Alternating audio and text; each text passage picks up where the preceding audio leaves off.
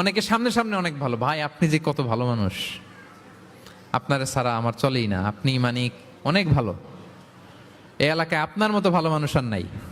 মানে সামনে আপনি অনেক ভালো, আপনি দাতা, আপনি সমাজসেবক, আপনি শ্রেষ্ঠ মানুষ, কিন্তু দূরে চলে গেলে আর নাই, তার বদনাম, তার ব্যাপারে অন্যদের কান ভারী করে, আরে উনি তো এমন একটা লোক, বুঝছেন কি আর বলবো, বইলে আর লাভ নাই, পারি না ভাই ওনার সাথে, আর পারা যায় না, এরকম আছে না নাই?